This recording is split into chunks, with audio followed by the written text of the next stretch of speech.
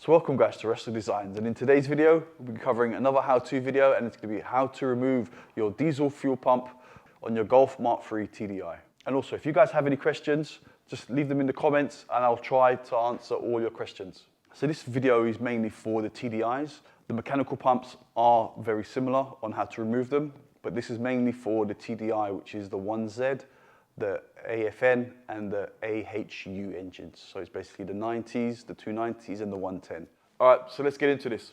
So the first thing to do is to remove the battery.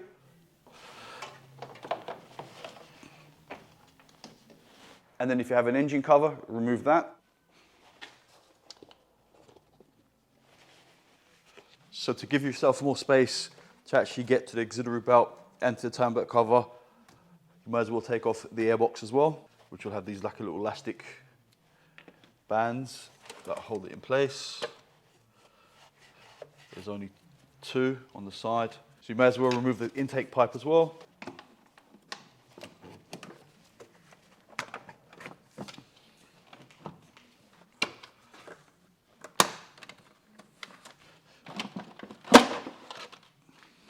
And remove the bottom part as well. So now we've got easier access to the auxiliary belt tensioner. So the main reason for taking the auxiliary belt off is that you can see then the mark on the crank and the mark on the time belt cover, so the engine's at TDC. You can also check it on the other side of the engine. On the gearbox side, you remove a cover, there's an inspection cover which you can remove, and it shows you there'll be a little arrow on the gearbox and a little mark on the flywheel to show you where TDC is also on that side of the engine. And the next thing to do is to remove the time belt cover. Just remove these little clips. Should be 1, 2 at the back. Remove all the pipes off. There's also like a little screw here in the middle. This one doesn't actually have one. Just carefully pull it up and towards you. Next is the valve cover.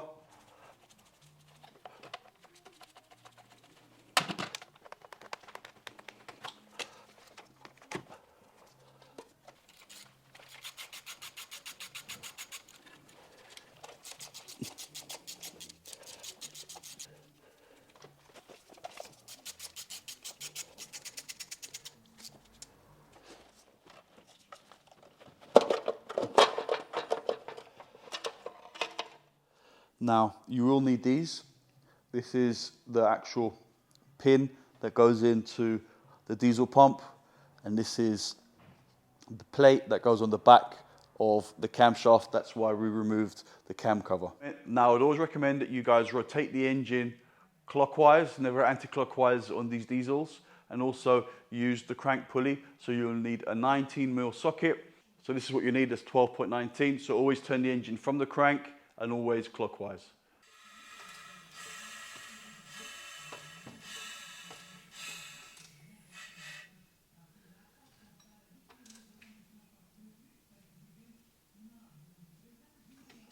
So as you guys could hear, that was the compression. So hopefully here you can see the timing mark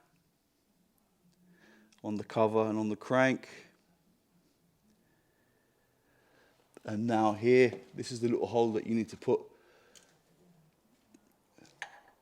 the bit in to lock the pump in, and it goes in perfectly. And then for this bit, I've lifted up the gasket, so the gasket's above it.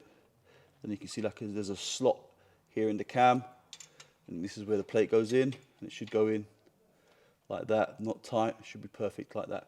All right, next, I don't want to confuse you guys too much, but what I do is I loosen off this bolt. Even though you don't need to do that now, but you will need to do that at some point. So I kind of jump ahead and actually loosen this off so that this pulley is loose. It's a 19 and this is a 22. I've already loosened these off, but you need like a little tool to hold them in place, otherwise you'll damage something. But yep, so just 22.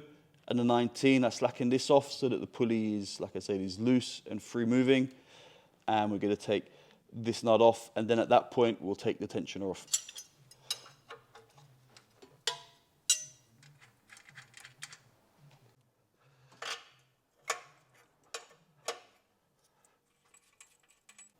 And now will be the tensioner. Get the 13, slacken that off.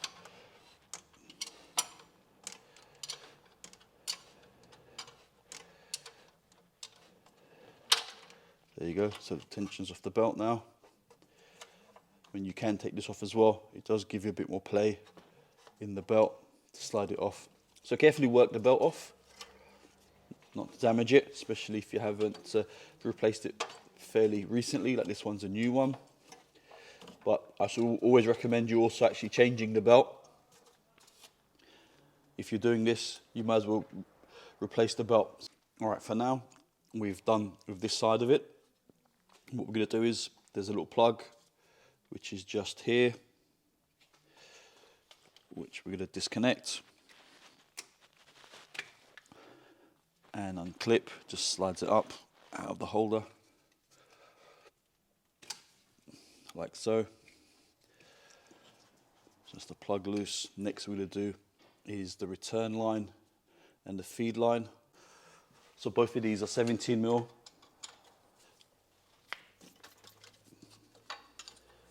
And when you're taking these off, be careful, because the banjo bolts are different. You can't get them mixed up anyway. And also there's two little copper washers, top and bottom. Make sure you don't lose those as well. I tend to actually screw them back into the pump like so. And then do the same on this side.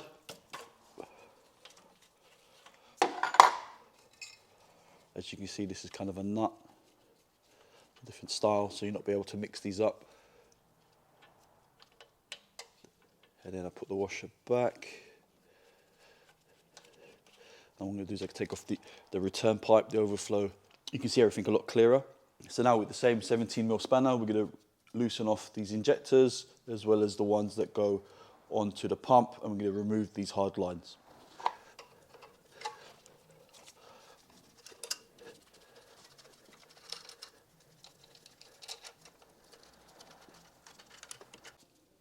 Some of these can be actually tricky to get to.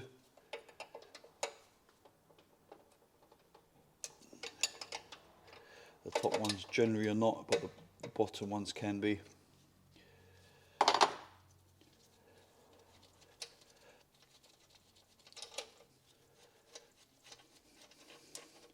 That's 2 so far, another 2 to go. This one actually isn't so bad. Go underneath the coolant pipe.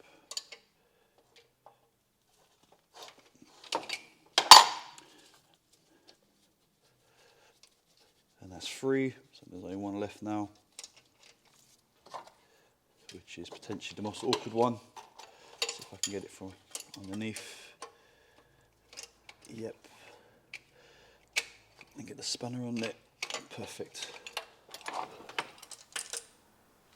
And then at the back of the pump, there will be a support bracket and the nut there, which you can see where the pointer's going.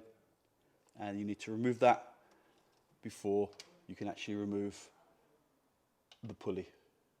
And then this is the last plug that needs to be disconnected. So to quickly recap, we've timed the engine up, taken the belt off, and we removed all the bits that connect the pump to the actual engine, which is 2 plugs and the 4 fuel lines. Now we're going to be removing, there's 3 little 13s, which are the adjusters, which I'm going to show you where they are, and we're going to remove those.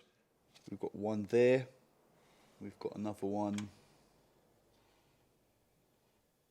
there, and there's another one right at the bottom there. So with it actually, with the dial in, you can actually see all 3. So I've taken the first one out. The first one is actually a bolt, a nut and bolt. So you'd have to get a spanner to hold it on this side, and you can see it holds these things in place. So put them together so you don't lose them. So that's, this side is actually, see if I can wiggle it out of here, which, yep, as you can see, that's what I tend to do as always, so I don't lose bits. So now with the pump loose, and I've used my puller to actually pull it off. As you can see, it's got like a woodruff key. Make sure you don't lose that as well, because it can drop out. But you know, don't hammer it because you will end up damaging the pump. Always use a puller. So unfortunately, you do need a special tool to do this job. So now it should be literally just a case of carefully lifting it up and out. There's that little bracket that goes underneath. So make sure you might as well just leave it in place because it doesn't actually get in the way. And that's the Woodruff key that I was mentioning. Make sure that's there. And that's it. This is how to remove your diesel pump on your TDI, AFN, 1Z or AHU. So thanks for watching, guys. Subscribe, like, ding-a-ling-a-ling, click on the notification bell. If you have any questions, leave them in the comments and I will try to answer them.